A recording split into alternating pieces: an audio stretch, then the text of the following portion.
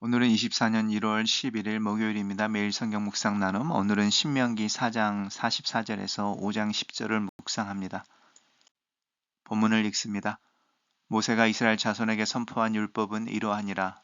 이스라엘 자손이 애굽에서 나온 후에 모세가 증언과 규례와 법도를 선포하였으니 요단 동쪽 배부올 맞은편 골짜기에서 그리하였더라.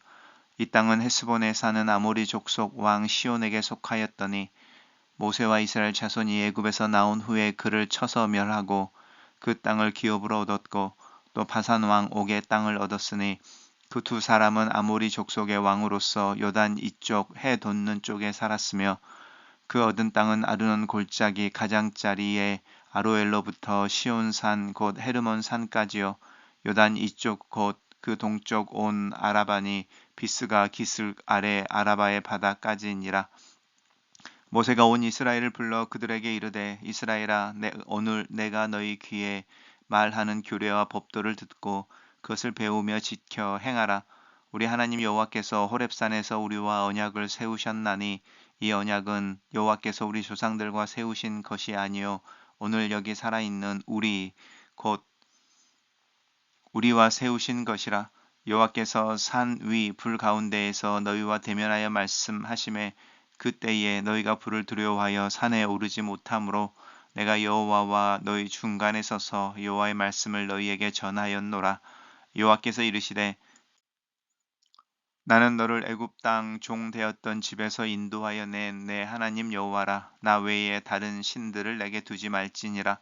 너는 자기를 위하여 생긴 우상을 만들지 말고 위로 하늘에 있는 것이나 아래로 땅에 있는 것이나 땅 및 물속에 있는 것의 어떤 형상도 만들지 말고 그것들에게 절하지 말며 그것들을 섬기지 말라.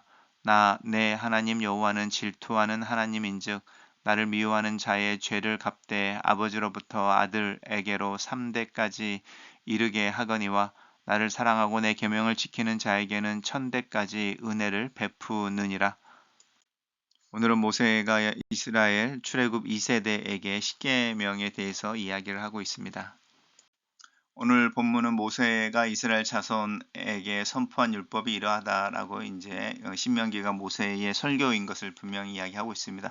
이 선포한 율법이 이제 율법이 선포되어지는 장소에 대해서 이야기하고 있는데 요단강 동쪽입니다.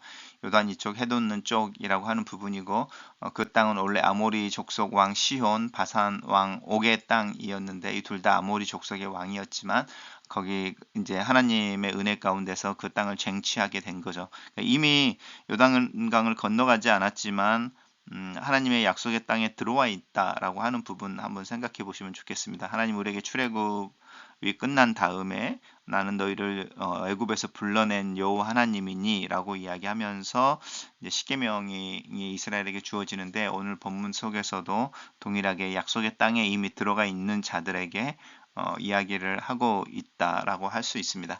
모세가 이제 온 이스라엘을 불러서 그들에게 이릅니다. 너희의 규례와 법도를 듣고 배우며 지켜 행하라라고 하는 거죠. 이렇게 듣는 것, 배운다라고 하는 건 이해한다라는 것이고 또 그것을 그 원리를 이해하고 그것을 실천하는 부분에 대해서 이야기합니다. 듣고 배우며 지켜 행하라. 그리고 이제 이것이 하나님과 우리 사이의 언약이다 이렇게 말합니다. 약속이라는 겁니다. 그래서 우리가 이제 하나님의 법이라는 말 때문에 하나님의 말씀을 우리가 지켜야 되는 어떤 법으로 이야기하지만 이 법이라고 하는 것은 그래서 지키지 않으면 벌을 받는다 이런 개념들 전에 내가 하나님 앞에서 하나님의 백성으로 어떤 삶을 살겠습니다라고 하는 약속의 형태라는 것도 기억하면 좋겠습니다. 그리고 이 약속은 우리 조상들과 세운 것이 아니다. 여기 살아있는 우리와 세운 것이다라고 하는 부분입니다. 항상 here and now라고 해서 하나님 말씀이라고 하는 부분은 우리가 이제 성경이 우리들을 위해서 쓰여졌지만 우리에게 쓰여진 것이 아니라서 이제 거기에 시간적인 문화적인 공간이 있지만 그래서 우리가 말씀을 듣고 배울 필요가 있죠. 그렇지만 이제 듣고 배우고 이해했을 때 그것을 적용하는 것은 우리의 삶인 거죠. 지금 여기에서라고 말하는 부분에서 하나님의 말씀은 항상 현재형으로 우리에게 주어진다. 이렇게 말할 수 있습니다. 계속해서 모세는 이제 그 언약에 대한 이야기를 하면서 서반부에서 우리가 이제 이야기하는 십계명의 상반부 이야기를 하고 있습니다. 동일한 이제 서두로 시작하는데요. 나는 너를 애굽 땅 종 되었던 집에서 인도하여 낸 내 하나님 여호와다라고 하나님과의 관계를 먼저 설정하고 있죠. 그래서 너는 나에게 아니면 내 앞에서 이렇게 이야기하는 거죠. 나 외에 다른 신을 두지 말아라. 우상을 섬기지 말아라. 우상을 만들거나 또 그 앞에서 절하지 말아라. 이렇게 이야기하고 있습니다. 그래서 나 외에 다른 신을 두지 말며 우상을 만들거나 그 우상에게 절하면 안 돼라고 하는 부분이고, 그 부분 속에서 나는 질투하는 하나님인즉 이렇게 하나님의 사랑에 대해서 이제 어떤 최극단의 표현을 하고 있죠. 질투라고 하는 것이니까요. 그러면서 이제 이스라엘 사람들을 괴롭히는 말일 수도 있는데, 나를 미워하는 자에게는 3, 4대, 그리고 내 계명을 지키는 자에게는 1000대까지 은혜를 베푼다라고 하는 부분입니다.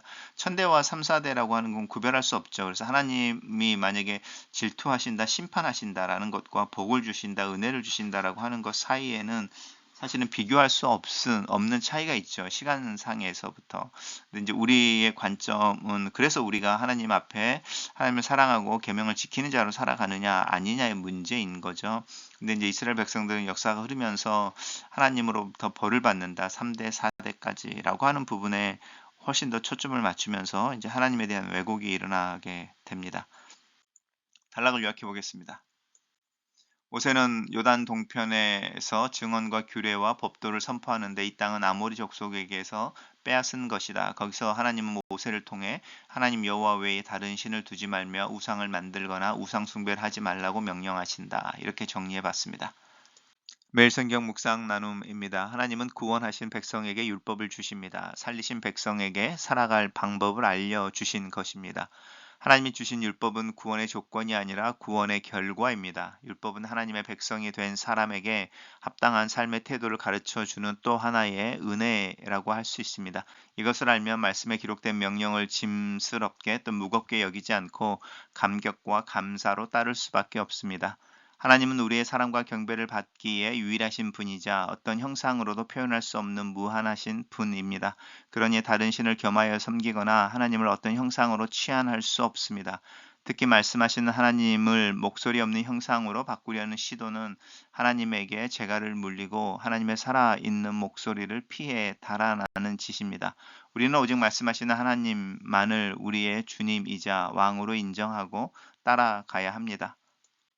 이스라엘은 요단 동쪽의 땅을 차지하고 강 건너편 가나안 땅을 앞두고 있습니다. 이 순간 이스라엘에게 필요한 것은 하나님의 율법을 다시 듣고 마음에 새기는 것이었습니다. 이스라엘의 언약적 책임은 가나안 땅을 정복하는 데서 끝나는 것이 아니라 그 땅에서 하나님이 바라시는 나라를 세우는 것이기 때문입니다. 이 땅에 하나님의 뜻이 이루어지길 바란다면 하나님의 말씀을 내 마음과 삶에 새겨야 합니다. 모세는 귀에 말하는 율법을 듣고 지키라고 말하며 들음을 강조합니다. 눈으로 볼 수 없는 하나님은 들음으로 만날 수 있기 때문입니다. 하나님을 알고 경험하는 가장 기본적이고 중요한 방법은 말씀을 듣는 것입니다. 말씀 들음을 대체할 수 있는 경험, 방법은 없습니다. 모세는 출애굽 1세대가 하나님과 언약을 맺을 때 광야에서 태어난 세대 역시 함께 언약을 맺었다고 말함으로써 조상들과 맺은 언약이 다음 세대에게도 유효함을 강조합니다. 이와 마찬가지로 성경의 모든 이야기는 그저 옛날 이스라엘의 이야기가 아니라 오늘 여기 나에게 말하시는 하나님의 말씀입니다. 우리도 그 말씀으로 오늘을 살아야 합니다. 말씀을 묵상함으로 성경 속 과거와 나의 현재를 연결할 수 있습니다. 글로 쓰는 기도입니다. 살아계신 하나님, 약속의 땅에서 사는 삶이 풍성하고 행복한 삶임을 믿습니다. 그 행복한 삶이 물질적 풍요나 만사 형통의 삶은 아닐 수도 있다는 사실 앞에 섭니다. 하나님의 백성으로 하나님의 말씀을 따라 사는 삶이 쉽지 않음을 고백합니다. 내가 먼저 하나님의 백성이라는 깊은 자각과 감사가 내 마음에서 넘쳐나도록 도와주시옵소서. 내 삶에서 일어난 출애굽의 사건과 홍해가 갈라지는 일, 광야를 걷는 동안 함께 하신 하나님의 임재에 대한 깊은 동의와 감격, 찬송이 내 마음속에서 샘솟게 도와주시옵소서. 나에게 주신 새로운 정체성, 새로운 땅, 새로운 삶의 기회, 이 기회를 맞는 삶을 살기 위해 하나님께 도움을 구합니다. 나를 가르치시고 인도하여 주시옵소서. 예수님 이름으로 기도합니다. 아멘.